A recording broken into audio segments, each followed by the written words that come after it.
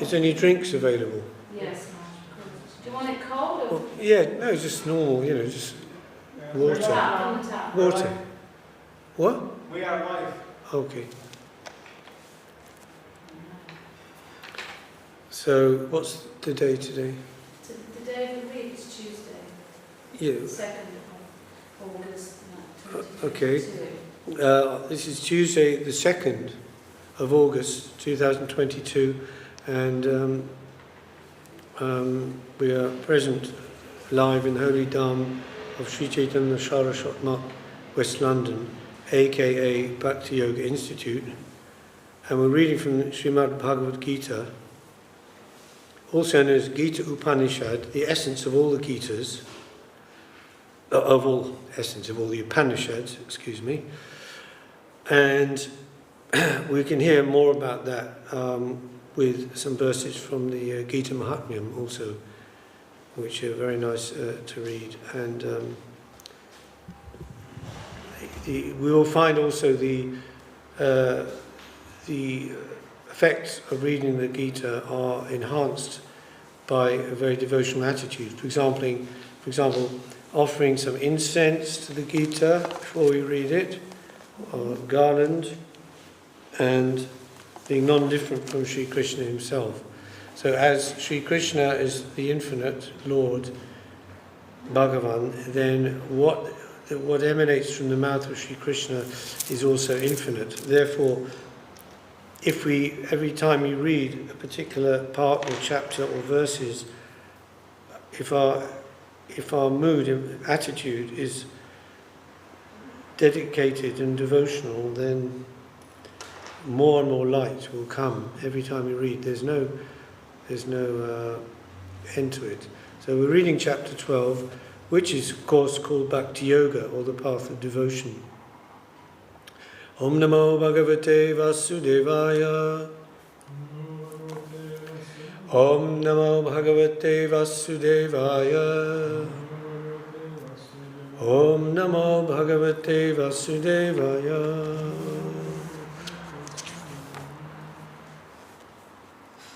So, following on from the previous chapter 11, which is the universal form, vision of the universal form, Vishva Rup Darshan Yoga, and this is Bhakti Yoga, which is the 12th chapter, which is 18 chapters of the Gita, so the 12th chapter will be precisely 2/3 of the way through. So after the chapter 12, from 13 onwards to the 18th chapter, are describing certain aspects of knowledge, spiritual knowledge, what we call Jnana Yoga. And the first chapters 1 to 5, are Karma Yoga. So you have Karma Yoga in the beginning, and you have Jnana Yoga, chapter 6, and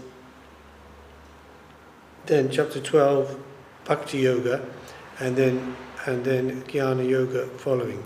So we say that Bhakti is the essence, but also Bhakti is protected one side by karma, one side by jnana.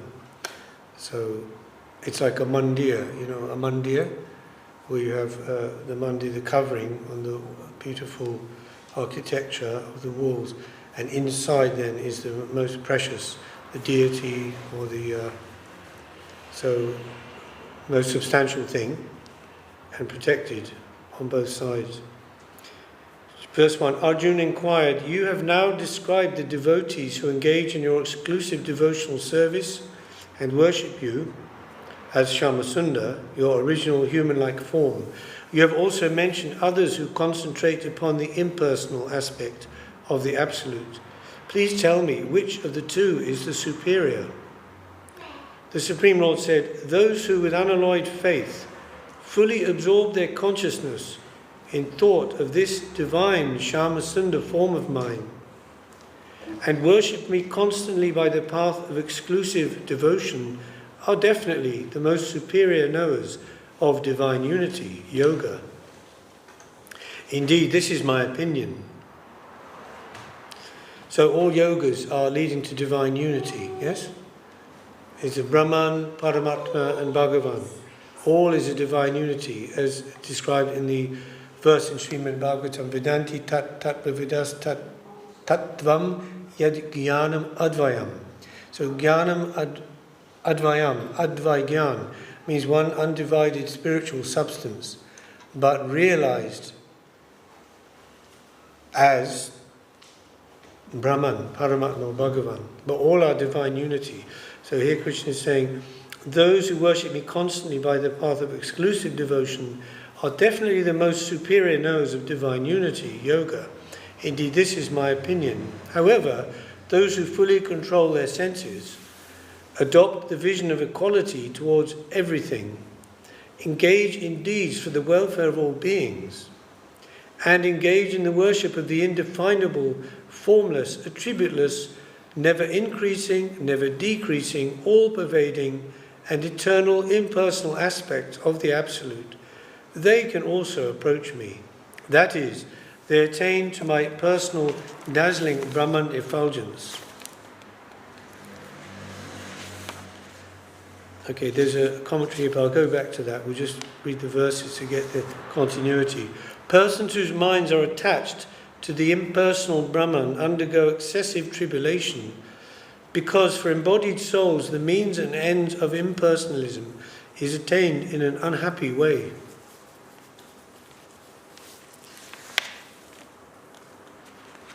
In Srila Prabhupada's translation, he says, for the embodied soul, such impersonal way of seeking is very difficult, of course, because we are embodied.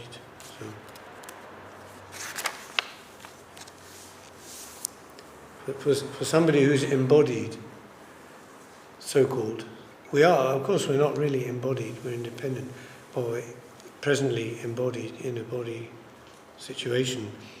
So to seek the Absolute in an unembodied way, of course it's going to be difficult. But those who offer their every action to me, take refuge in me alone, think of me constantly, in pure devotion, unadulterated by exploitation or renunciation, and who thus worship and adore me, O Partha, I swiftly deliver those devoted souls from the deathly ocean of material suffering. Incidentally, the 12th chapter is the shortest chapter in the Gita, which will give you the clue as to that, as it's called Bhakti Yoga, the unalloyed devotional service is very clear and transparent and very simple, not a complicated thing in the ultimate sense. So, therefore, steady your mind exclusively upon me, Shyama Sundar, and remember me constantly. When your intelligence has thus become reposed in me, you will definitely reside with me after death. Of this there is no doubt.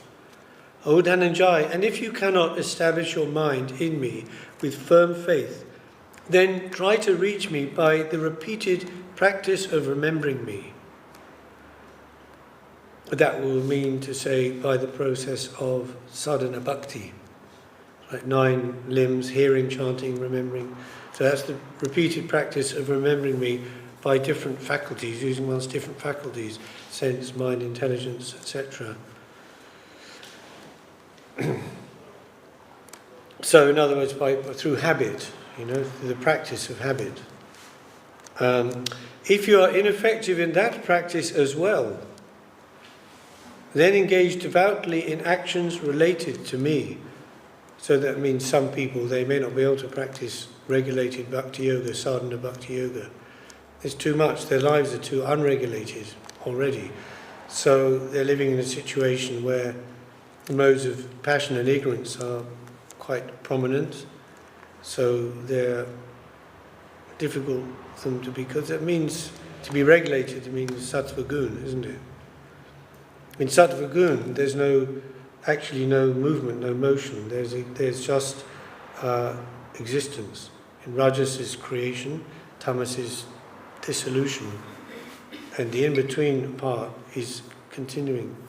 So that's why we, in the teachings of Prahlad Maharaj, in the 7th canto of Srimad Bhagavatam, called Prahlad Charita. There's maybe, 50 verses or so. Very, very good, these verses. If you can read these and memorize them, or at least be very conscious of them, it's very helpful. And it was also emphasized by Srila Bhaktisiddhanta Saraswati Thakur to all his disciples. That is very important part, so much so that when he was in, I'm sure you've heard the story, which is now like a legend, but when they were doing parikrama and they came to Radha Kund and Shama Kund, and they stopped in the middle, there's a causeway between the two lakes, and they were all sitting there, and of course understood that the senior person would be giving some explanation about that place and the pastimes that occurred there, and so on and so forth. But that time, Srila Saraswati Thakur, he spoke on the teachings of Prahlad Maharaj, which are generally considered primary teachings.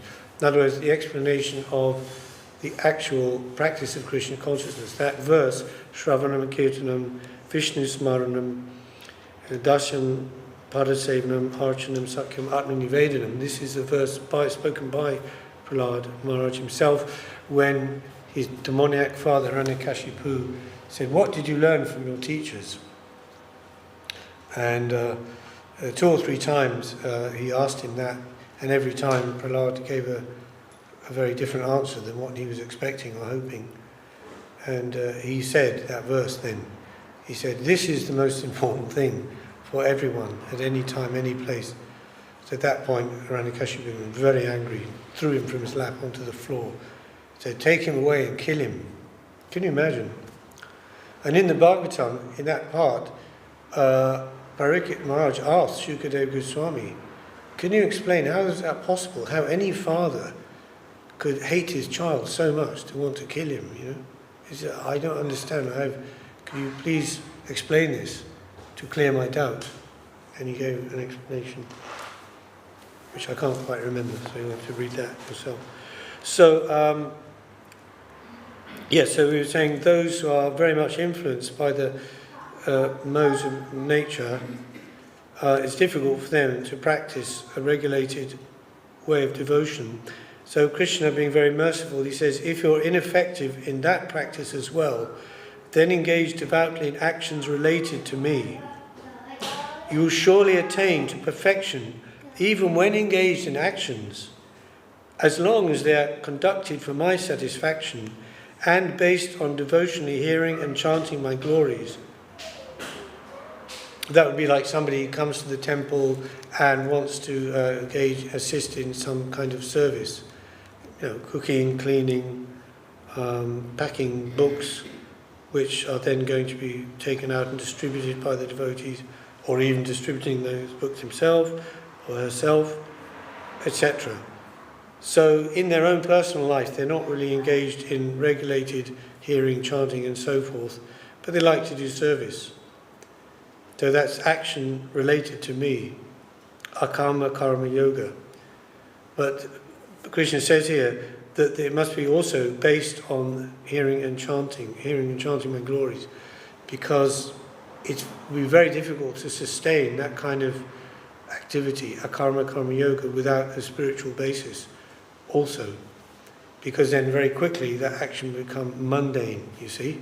So they feed each other, the chanting and hearing, that is spiritualizing one's activity. And then through that activity in service to Krishna, one is inspired to then engage in chanting. Did you say akarma, karma yoga?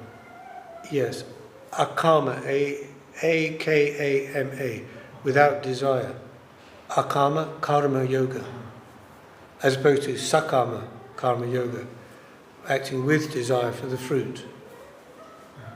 It's in second. Karma yoga, it has to be connected to the spiritual domain. Like if the person is doing voluntary work in charity, just as an expression of his goodwill, and he's not expecting to get anything in return, would that be considered a karma yoga? Yes, it can lead to akama karma yoga. It isn't karma yoga in and of itself, but it can lead to that. In the same way that, person being or acting or living more in the mode of goodness, that can lead to spiritual life. But in and of itself, it's not spiritual, you see. Like someone could be, as we said, they could be vegetarian, be vegan, be very much involved in philanthropic work and so forth. But that in and of itself isn't spiritual. But in that stage of life, one is definitely inclined to service, because the mode of goodness gives revelation, light, which is light means more consciousness. Right? Consciousness is light. Like in the motto for Back to Godhead, Prabhupada wrote, consciousness is light and nescience is darkness. So Sat, Chit, Anand, eternal existence. Then Chit is consciousness or light. So that is coming through the mode of goodness, and that can lead one to the spiritual life and spiritual practice. So generally, as Bhaktivinoda Thakur has described in his Chaitanya Shikshamritam, about levels of consciousness, from tamas to rajas to sattva to nirgun, which is the pure Krishna consciousness. But generally the gradation is like that. Doesn't mean to say somebody can't come directly to Krishna consciousness. Of course they can, even from a very tamasic position. But these have all gradations also. So you have a maha tamas, then maha tamas, then tamas, then lower level of rajas, maharajas, rajas, and then sattva. So it's like they're not distinct categories, like, oh, that's great, I've just left Tamagun, now I'm in Rajagun. Oh, great, I've just left Rajagun, now I'm in Sattva. It's like a pantone, gradual, thing. So, gradation is like that. So he says, if you cannot even do that, then perform your every action as an offering to me. With a controlled mind, taking shelter of such conviction, give up all consideration of the fruits of your actions. So to act without attachment to the result, or disinterested action, we have to be careful use of that word, because it doesn't mean you're not interested. If someone wasn't interested necessarily in what they were doing, they wouldn't be doing it with enthusiasm. So you can do something with enthusiasm but be disinterested. In other words, not have any interest in enjoying the fruit, but acting with enthusiasm. This is possible. What is the fruit? We get the results, yeah. Which would be what? Depends on the what is the work. Well, your job. You Your get job. the money. Your pay is. So then you just enjoy the fruit, enjoy the money. Huh? Money, recognition, appreciation. Feeling well, I'm not feeling happy. That would be a bit harsh for me to not to feel happy about it. Feeling of self-worthiness. So many benefits. Yeah, but you couldn't juggle that way. You'd just be like. Yeah, that's the whole point, isn't it? You do that. Yeah, so that was Karmana Vidhikarishte Mahapaleshu Kadachana Nakarma Phala Hetu Bur Nastri Sangos to Karmani. It's in chapter 2. I think it's verse 27, I believe. Correct me on that, but you're entitled to do your prescribed duties, but you're not entitled to the fruits of action. So it's very clear. You're entitled to do your duty. But the fruit, actually, what Krishna says, Mahaphaleshu Kadachana. The translation that Prabhupada gives is, but you're not entitled to the fruits. But the Sanskrit actually is Mahaphaleshu Kadachana. The fruit is for me. Yes. So that's a more stronger positive. But the fruit is for me. But because of that, don't think that you're the cause of the results of your activity. Oh, because I did this activity, this result came, and therefore, because I did the activity, that result is for me, because I did it. I don't think like that. And at the same time, Nastri Sangos to Karmani. Don't think that you should not do your duty, you should abandon your duty. Well, if I can't enjoy the fruits, what's the point? I better not do anything. I'll just go and live in a cave. But we have to offer that fruit. Yes. So saying Yes. offer it to him. So, and then the next verse he says, one who is always constantly trying to enjoy the fruit is a miser. It's like a miser, isn't it? It's well known even in the sort of these teachings of New Age abundance teachings. So the more you give, the more the universe will give to you. That's a fact. The more you try to hang on to it, the less. So it makes practical sense also for a healthy life. No, I don't understand really. I mean, the money thing, how would that practically be? Doesn't mean you give all your money to the temple and have no. No, you have to keep what you need. Even in the teachings, isn't it? Rupa Goswami it's in Tridandi Charitamrita, and he explains that in the purport, Srila Prabhupada, that said half your money to give to the service of the spiritual service, sadhu seva and Vaishnava seva and that, and but to keep 25% for personal emergencies. That's how he described it. So that's what you need for your needs, family needs and personal needs. So that is an ongoing situation. You have to you can try and experiment with that, and the more you can see that the more you give, like stretching your boundaries. Yeah? It's more and more. So try to give more and more. Then you'll be surprised. Oh, more is coming. Actually, practically no one does that. That's because they're fruitive workers. So why? They should do that. If they follow the teachings of Bhagavad Gita. Pardon? They'll miss out on that connection, isn't it? Yeah. Because all that energy and then it just goes to nothing, isn't it? Yes.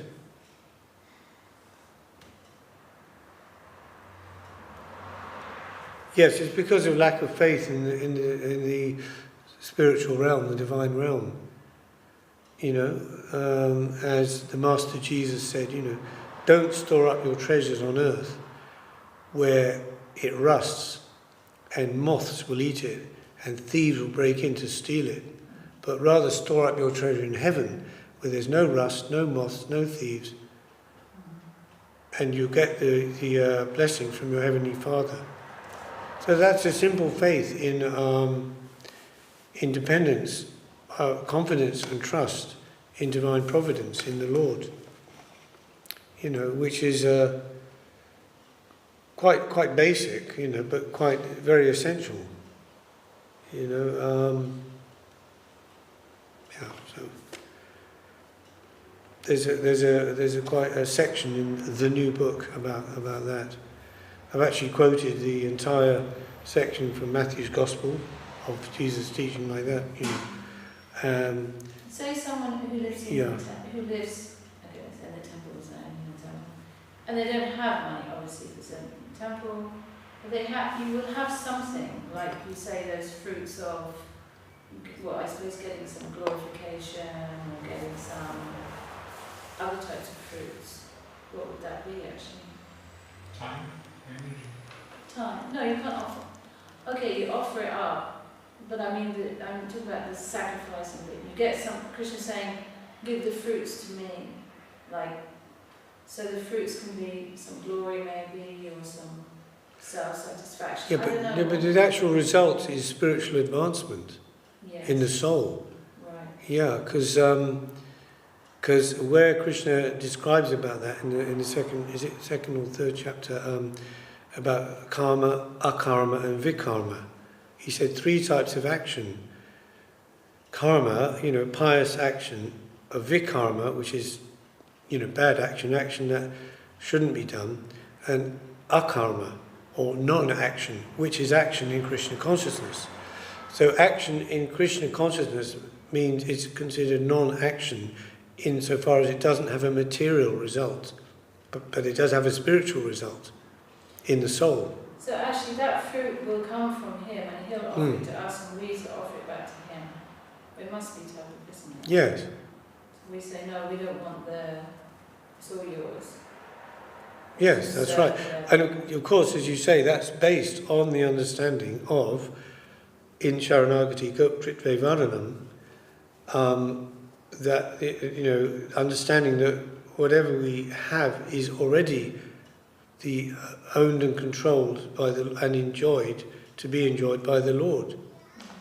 So it's not ours in any case. Just like, for example, a father has his child who he loves, so he gives the child some money, pocket money, and the child goes to the shop and buys some sweets, very licorice, all sorts, something insignificant. But then he offers that to the father. The father goes, oh, very nice, thank you, lovely. But it's already his own money which he's given to the child. So only offering back to Krishna what's already his anyway. So with that understanding, then it would be helping this, getting detached, more and more detached from the result.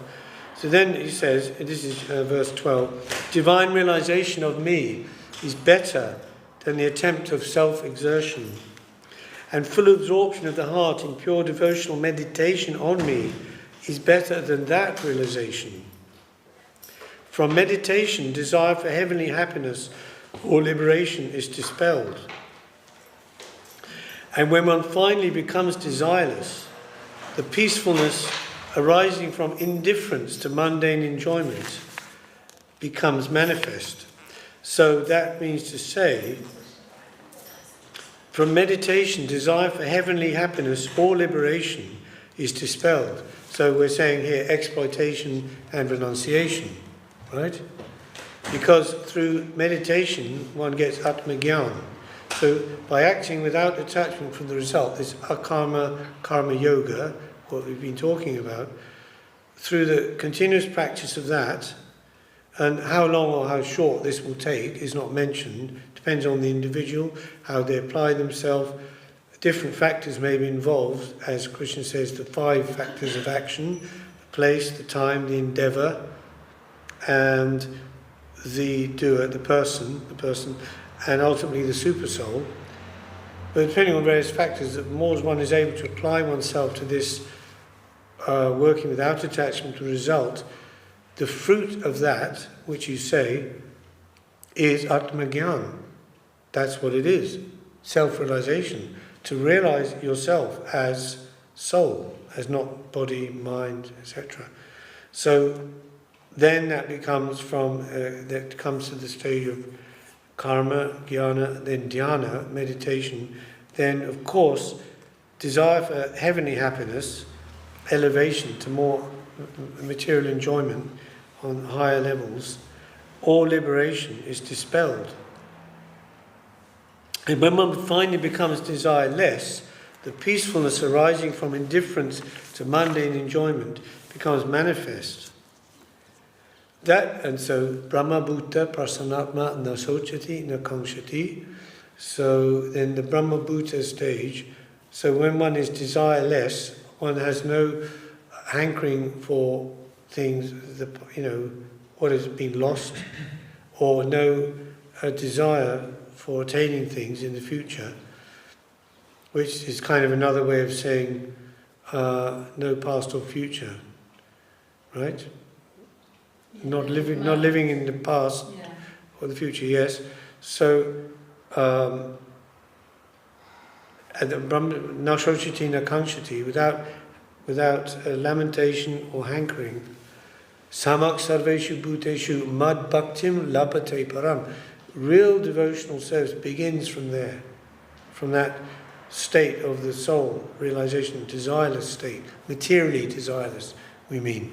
Yes? Without desire for self at all, either through material increase through exploitation, or material complete negation through mukti or liberation. So from there, then the soul, as Srila Sridhar Maharaj says, naked, then the soul can give herself to Krishna. Because it's Totally. all that, it seems like, yeah, I understand it. So that continuously focusing on, well, it will be the gurus, Krishna's a bit high, so you're constantly starting this whole communication or relation to the guru. Like you offer Yes. this, you offer that, you're constantly just making that connection, isn't it? Because otherwise you can get that denial thing, you know, where you're rejecting everything, but you're not actually Yeah, type of like relating. course. So you- yeah, that's why the teachings are explained as they are, because yeah, of course, that's one of the pitfalls, you know, one of the traps, of course. Actually, in this desireless part of the journey, is there something bothering the practitioner? Like, for example, there might be, the desire might not be expressed in a particular form, like I want this or that, but something is not quite right. Right? So, Guru Maharaj was talking about this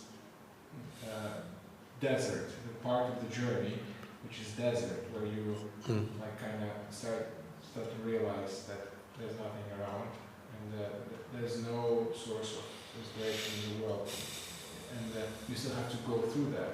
So I suppose that's a state where you're kind of like desireless because there's nothing to desire because you're in the middle of the desert. But yet, is there something that is still bothering you? Some like desire, I don't know, something. Actually, I mean, until and unless the soul is actually fully engaged in service of Krishna. Now, we're talking in the stage of actually ashakti. This is beyond anartha nibriti. So this anartha nibriti, cleansing of faults, is going on, and they're even in the stage of nishta bhakti, and even in the stage of ruchi, there will be some shadow of that. Yes? Like these crowds collected in the background, you know? Because they're not going to let you go so easily. It's like you're trying, if the shepherd's been like looking after his sheep for so long, and they're so familiar with him, and he's so familiar with them, if he suddenly goes off somewhere, they're going to follow him. Of course, like, where are you going, If they're, So the desires will be following, but then at the stage of ashakti, then that means the beginning of one's actual awakenment of our actual relationship with Krishna. So at that point, then they will have to retire then, because they can't go in there. They can't follow through that gate. You see? That gate is that's why the Master Jesus said, the way is broad and broad and going down, and many follow it. But the narrow way and the narrow gate is very narrow, and few follow it. So yes, people can go up to a certain level, a certain extent, but no further. So many people in religion, whether it's Christian consciousness or any other faith tradition, they get to a certain plateau, and they're sort of content to stay there. So we have our everything, our service and the prasad and association, everything like that. And then just stay there, There's not much of a push to go on. So that has to be there. The inspiration comes through association, sadhu sangha, but association also, that's the thing. It doesn't mean just hanging around with spiritual practitioners or more advanced spiritual practitioners, like mixing with them. In the beginning, it can happen that through that comes the sukriti to start one on the path. As we see in the Bhagavatam, even Narad Muni himself is explaining in his previous life he was the son of a maid servant, and she used to entertain the Bhaktivedantas, or these Vaishnavas, in her house, and feeding them and serving them, and he was helping with that. So through that sukriti, he gone and became later Narad Muni. Okay, so, but for the spiritual practitioner in general, that plateauing out is always the danger. Not to really want to Press on. But as St. Paul says, I press on. I don't look behind. I'm pushing on to finish the race. So this is very important. And this is, for that there must be some kind of connection with the Srup Shakti, the higher spiritual energy, which descending into the soul through some channel, through sadhu, guru, sadhu, shastra. But one has to understand that association doesn't just mean like you could have oil and water. They're an association, direct association, but there's no mixing. So there's no effect, there's no result. So it means, for example, you could read Bhagavad Gita, and if you really, really believe and had total faith in Krishna, this is Krishna and the words of Krishna, the realization you would get would be very deep. Right? It'd be like, Krishna speaking to you directly, and what kind of realization you get from that. But mostly we're more or less just reading it. So it depends, You couldn't realise it all, you'd be like... Yeah, so... And it's not even... Nothing can be realised... No, all at once. Yeah, all at once. Possible. Yeah, all at once. So as Bhaktivinoda says, the revelation is given to the soul to the degree that the soul is ready for it. Because yes, if you give too much, either that thing will be abused or misused by the person, or they won't be able to do anything with it at all. It just won't mean anything. It won't have any value for them, ultimately. So the development of our soul has to go in sync, in sync with the thing. So, like I always say, if a person, a kind of practicing devotee, was all of a sudden like transported, to the spiritual world, and like given a spiritual body, they wouldn't. It's just the voltage is too high. They wouldn't be able to do anything with it. So just imagine those who are associating with Krishna, like Mother Yashoda, Nanda Maharaj, Gopas, Gopis, their level, the voltage, the current that they're able to sustain. Why? Because in electricity, less resistance, more current. I don't know, you can correct me on that. Because they have no resistance, so they're able to take the full current, because we have the resistance of the anartas and so many things. So yeah, gradually, as more anartas removed, more can be given. But one can also, pray for that, for help with that.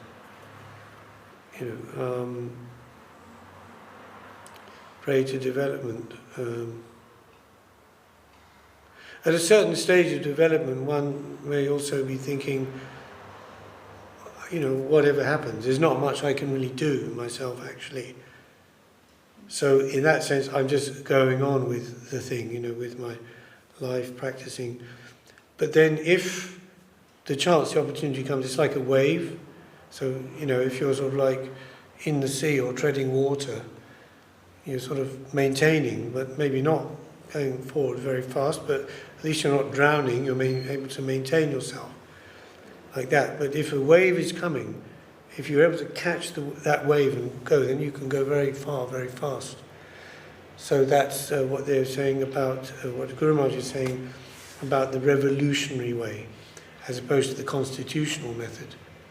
So if you get the opportunity, then you should take it. However, wherever it comes, Rupa Goswami says, wherever that comes from, Krishna Bhakti Rasa Bhavatamati, the verse, Kriyatam yidi kutopi labhite tatra lolyam apimulam ekalam janma koti sukritai nalabhite. So it doesn't depend on lifetimes and lifetimes of pious activity. When he says sukriti in this verse, means like punya. No, it depends. Krishna Bhakti Rasa, to to get that wave, be able to catch that wave and go with it, is tatralolam apimulam ekalam, your intense desire for it, one-pointed, apimulam ekalam, your ekala, one-pointed desire, apimulam, that's the root of your going forward. Yeah.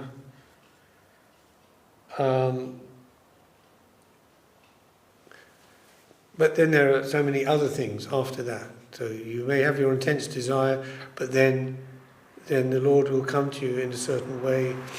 But then there'll be more things, more tests, like the example, and very respectfully, this we sing it every day in the Yashodamati Nandan. Gopi Vasana Hara. How's it go? The last verse. Jamuna Tatachara. No, the last verse. Jamuna Tatachara. Gopi Vasana Hara.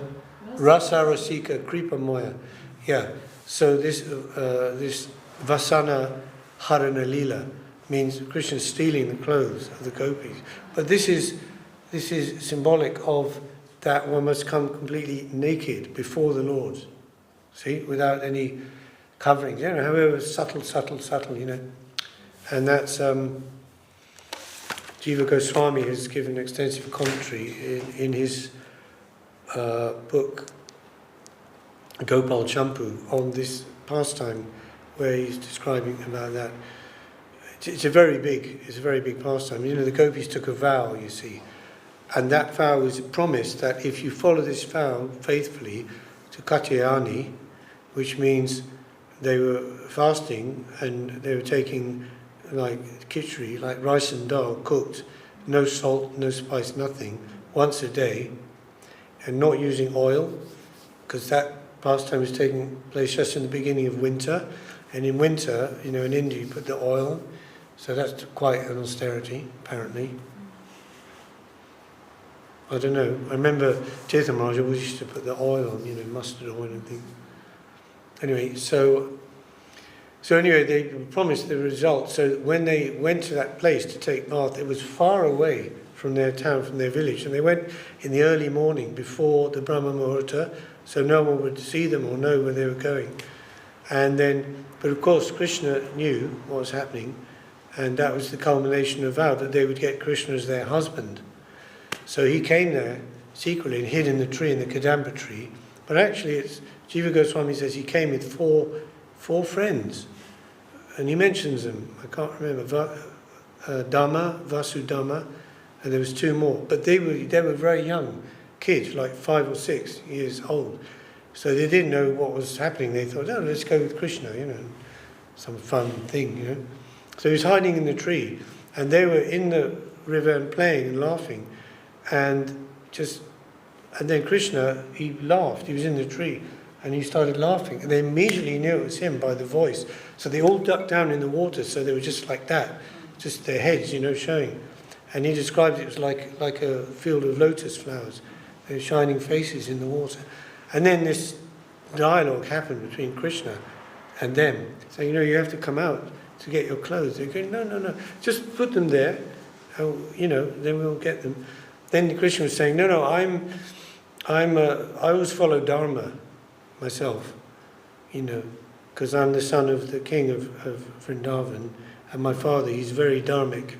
So I have to follow Dharma. So if I do that, and then you get them mixed up, then there'll be arguments, and I'll be responsible for that. So I can't do that, no. And went through many, many things, And of course, as we know, eventually they came out, and so forth and so forth. So, and they were there, through that they were reaching the culmination of their spiritual life, because Jiva Goswami says they weren't Nitya Siddha gopis, they were Sadhana Siddha gopis. Through their practice, attain perfection. And so what's that difference between Nitya Siddha and Sadhana Siddha? Well, Nitya Siddha is, eternal associates of the Lord, and never been conditioned, and then Sadhana Siddha through practice, Kripa Siddha. But even Sadhana Siddha is also, Kripa is involved, because you can't attain the perfection of sadhana without kripa, of course. As we say, our attempt is necessary, absolutely necessary, but not sufficient, never sufficient in and of itself, because of the limitations, the human limitations and so forth. So, and then, so it is very esoteric, this pastime, but the point is that everything has to go in a complete surrender. So it's a very at least we can appreciate the ideal of it. Like Guru Maharaj says, if the ideal is great, the person is great.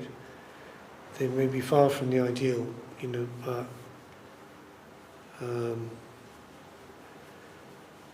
but then, we never know where we are. We think ourselves very low, very fallen. But at any time, at any moment, Krishna can act in such a way as to take our soul forward, and corresponding with that, in sync with that, increase the capacity of our soul. So the soul also, because being part and parcel of Krishna, is not limited in the normal material way that we understand limitation, yes? Because in the Vaikuntha world, which is unlimited, is a different, Srila Prabhupada gives he kind of translates as Vaikuntha. He says Kuntha is suffering, so Vaikuntha, without suffering. But Guru Maharaj's translation is Kuntha as limitation, Vaikuntha, without limitation. Which, if you think about it, actually are both coming to the same thing, because all limitation is suffering. Anyway, so there, the soul has a type of infinite capacity, which is difficult to understand.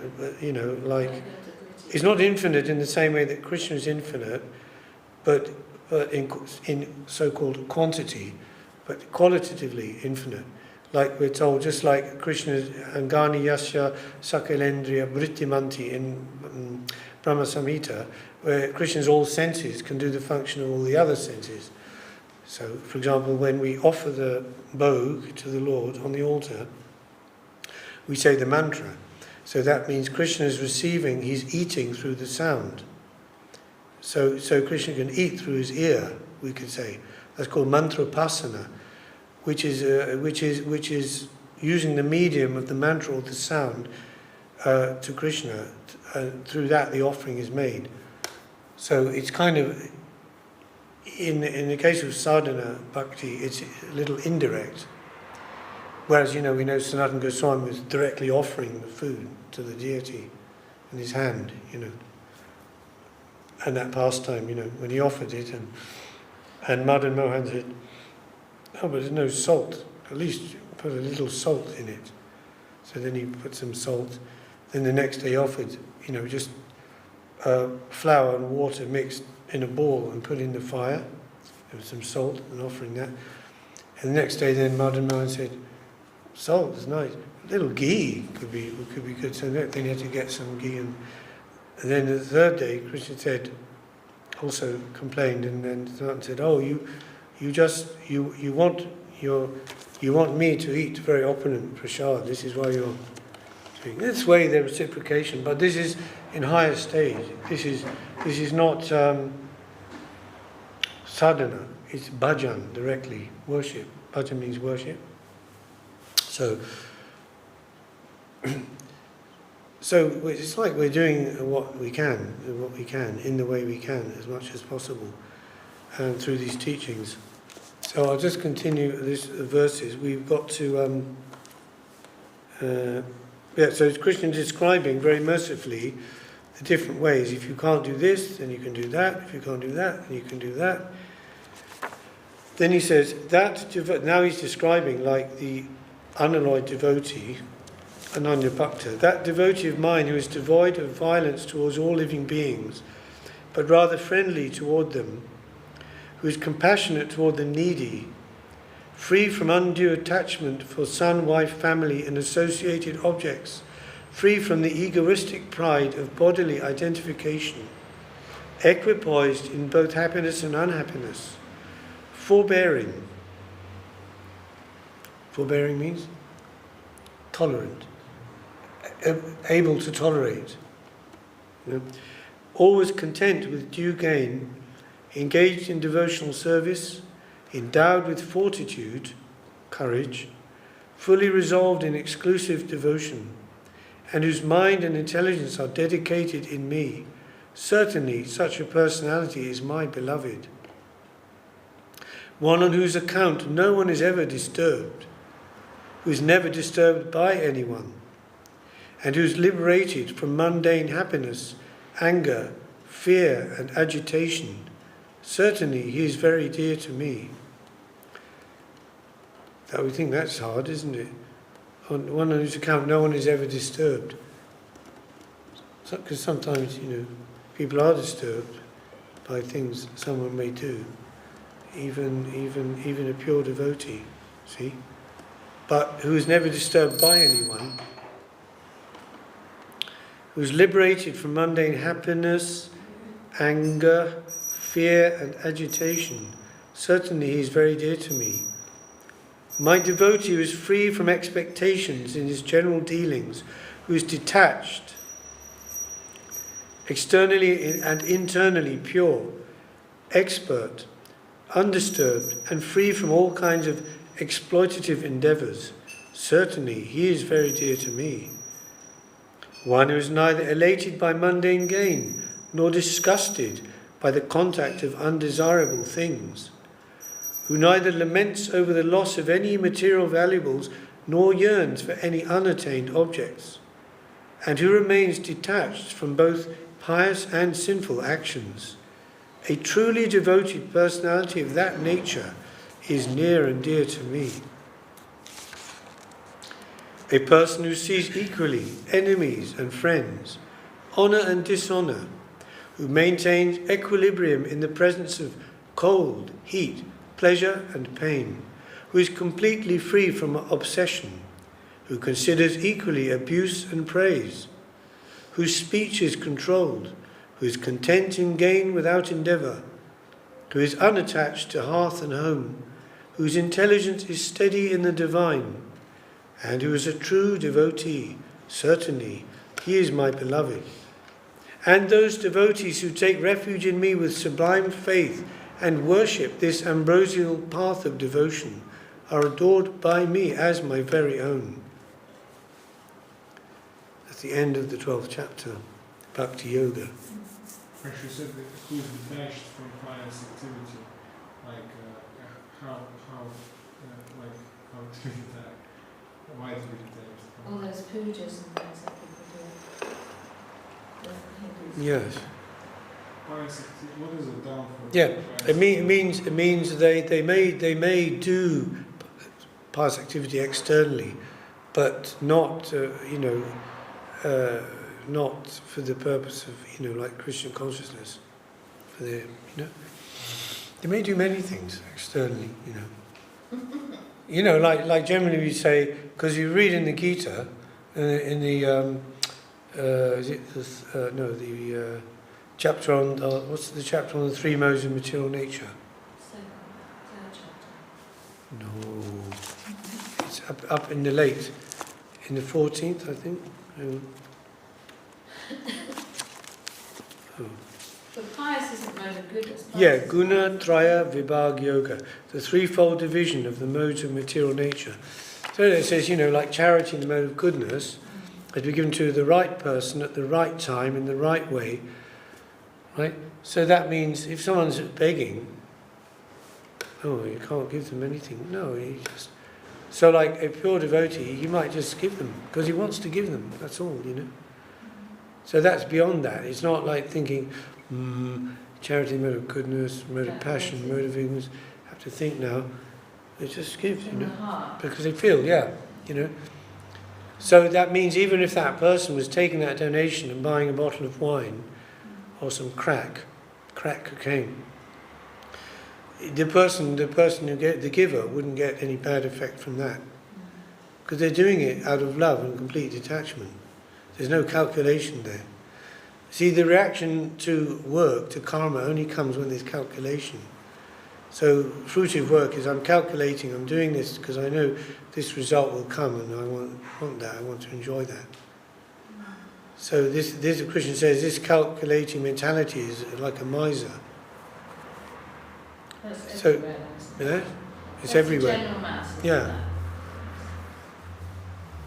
But I thought a pious act was more like Worshipping demigods. something a bit more than a good act. Yeah, pious activity is helping people, humanity, isn't it? Building hospitals, digging wells, Yeah. you know. So, you know, one may do Well, that. it's like, One may do that. say, a Lakshmi puja. Is that a pious act? Say someone does a puja to Lakshmi or Ganesh. Again, it depends. It depends. If a devotee is doing it, and if a kami is doing it, who wants the result from Lakshmi Devi, result of getting wealth or something, then that's, you know, that's not pure activity, you know. Whereas we're told to that Lakshmi should always be used for the service of Narayan, which is spiritual, right? So because you know, Lakshmi and Narayan, they can't be separated. Although sometimes, yes, Narayan does go away from Lakshmi, and etc. Okay, but then if you use Lakshmi then separately for exploitation, that's like Ravan. He tried to separate Sita from Ram, and the result was he was vanquished with his whole family, kingdom, etc. Yeah, so Lakshmi for Narayan, right? Kamini, which is like enjoyment in general, sense enjoyment, karma, you know, for Krishna. So the sense enjoyer, the only recipient of sense enjoyment is Krishna, right? Okay, so beauty for Krishna, see? So beauty, sense, thing. So even a beautiful sunset, oh, I'm enjoying that. No, this is for Krishna, you know. It's hard, you know, it's hard. Because the first natural thing is, conditioned soul, you know, it's like we're rooted in the senses. So the connection of the sense to the sense object with the mode of exploitation is immediately, enjoy that, you know. But at least someone can think, Krishna has created this, and then I'm enjoying it. That's better, you know. In other words, one's seeing that as coming through Krishna, and Krishna is the enjoyer, and then he's given that, and it's a bit like, you know, in the case of Prasad, Krishna's enjoyed this food, and now very kindly, he's enjoyed everything, but he's so merciful that he's left the plate and everything with the food for us to take. So we can enjoy that, but in the sense of like relishing it. That's a better word. Because when we say enjoying, it kind of carries that sense of exploitation automatically, enjoying, you know. But so that Guru Maharaj was always on that point. It's like, thank you. It's one of those things, yeah. But we can relate it with the understanding that we are the secondary enjoyer. We're enjoying it, or we're relishing it as a prasad from Krishna. So everything would be like that: sunrise, sunset, beauty in any of its forms. We appreciate it. Honouring. Appreciate it and honouring it, yeah. And so, therefore, one is accepting the gift in consciousness of the giver, not separately. And then pratishta for guru, right? Name and fame, recognition, prestige, honour, all of that. So that's for guru. So that is goes to guru. He's the holder of that. He's the holder of that, not myself. Yeah.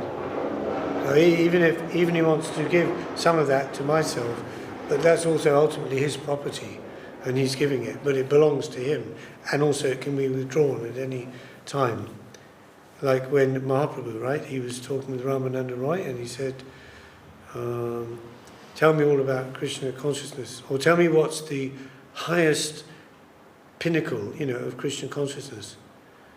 Like a straight question, So Ramananda was immediately thinking, okay, Parakiya Madhurya Rasa, but here is a sannyasi, and I'm a householder. So he had some hesitation like that to talk about such things.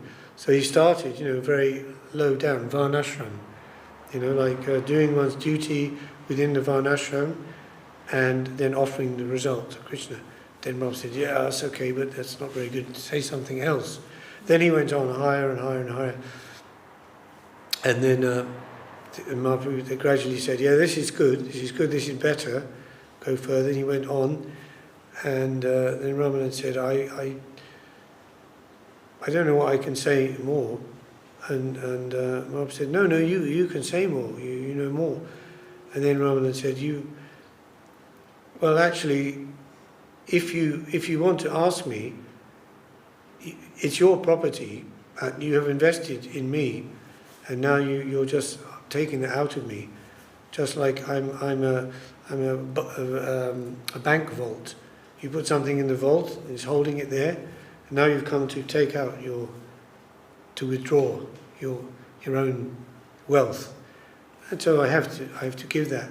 So he went on higher and higher, So that's the main thing, is that in devotional service, the foundation and the root has to be right, has to be the right thing.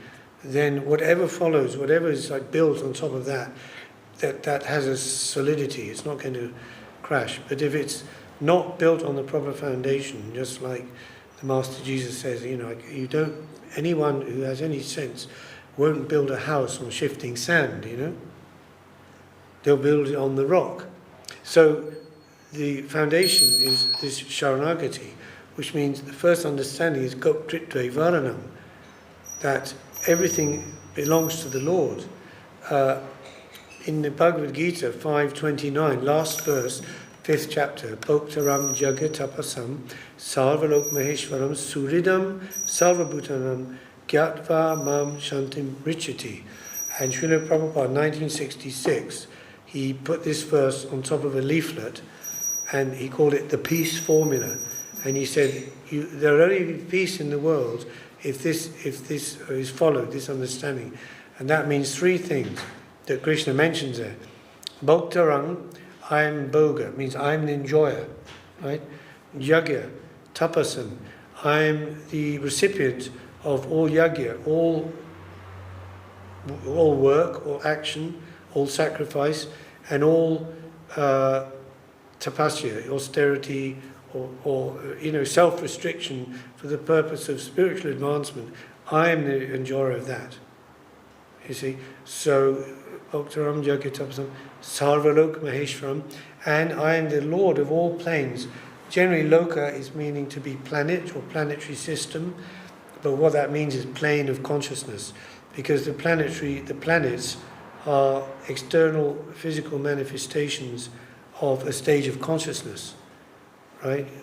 Patala, Sutala, Rasatala, earth plane, then Bhuva, this is Bhuvalok, then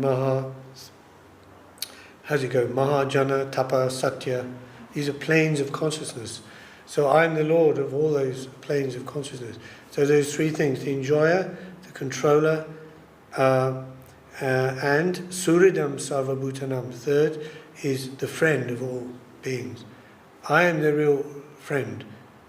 Suridam Sarvabhutanam means I am Suridam, in the heart. And we say Suridam means in the heart of the heart, the most close to yourself, even more than yourself. You can say Sarvabhutanam, all living entities. It's the enjoyer, controller and friend. Taktva Mam Shantim Richati. That's the only way you can get peace, and there's no happiness without peace, right? Krishna said in the Gita. So the foundation in Sharanagati is the understanding that, you see, exploitation makes us think that this is my thing to do with as I like. You know, my energy, my anything it is. But it's not, it's just given to us. It's on temporary loan. Even the body itself is just like renting a house, or renting an apartment. As Srila Prabhupada used to say, then the notice is given by the owner, the landlord. He says, oh, you know, he gives you, right? They give you like 2 months' notice, 3 months' notice. So, hopefully we'll get that notice. Yeah, I do believe now, from my understanding and experience, and also case histories, that, and especially in the case of devotees or those who are pious or spiritual practitioners, yeah, they'll get some intimation. I mean, unless it's an accident or a sudden thing, you know, accident, murder, you know, something. But in a more natural way, yeah, they'll get some intimation about death coming, time of death, and some time to prepare, get one's house in order as far as possible. You know, and it's there in different, you know, you know, have you read the Carlos Castaneda books? Yeah? Okay, yeah. So he talked about death being at an arm's length on your left side, and you're touching your shoulder, tap, tap, tap, it's your time. So yeah, there can be some warning for that. But we shouldn't count on that, of course, so we should be ready. Like the parable in the Gospels about the virgins. They waited up all night for the master. The master had gone away, and the master was going to come back to the house. So they kept their lamps with the oil in the lamps, so the lamp wouldn't go out, you know. So that example was there, to be ready, ever ready. Because you don't know when the master is going to come for us. You know, so any other points?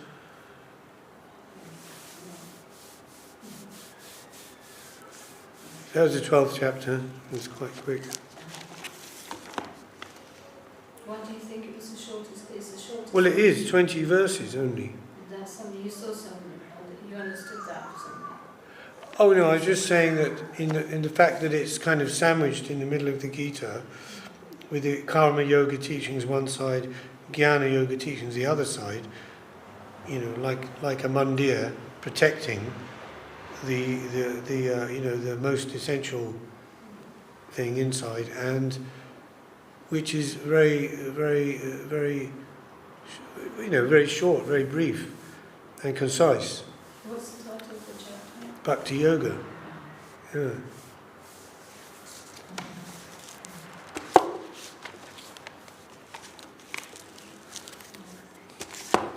Jai. Where are you going, John?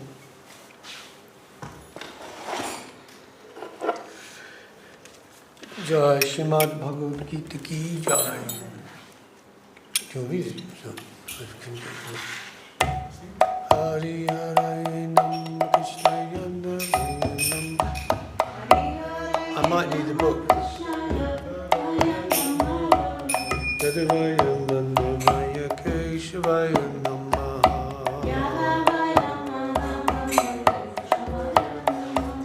Gopal Govinda Rama Shri Madhusudan.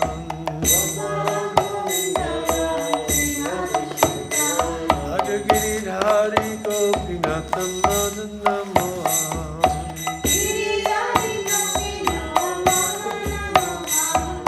Shri Chaitanya Nityananda Shri Advaita Chanda.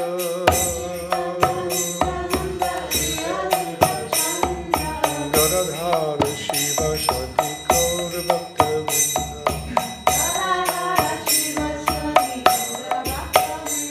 Jai Rupa Sanatan Bhatta Raghuna.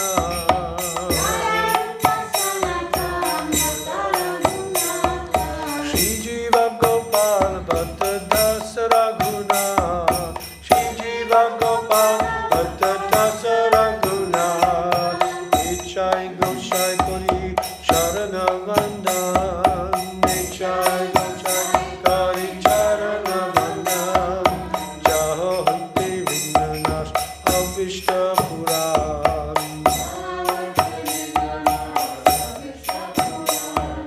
Nechai Goshai Jan Muitar Das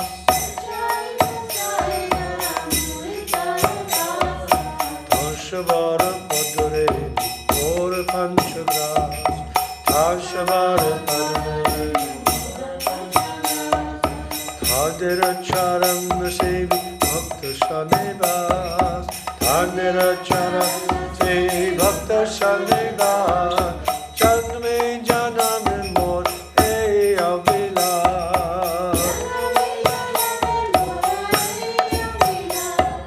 Echai Goshai Jami Bajai Kailabas Echai Goshai Jami Bajai Kailabas Shri Radha Krishna Nitya Leela Karila Prakash Shri Shri Radha Krishna Nitya Leela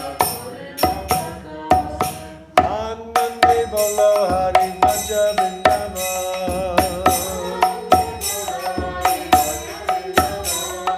Shri Guru Vaishnava Pade Vajayavan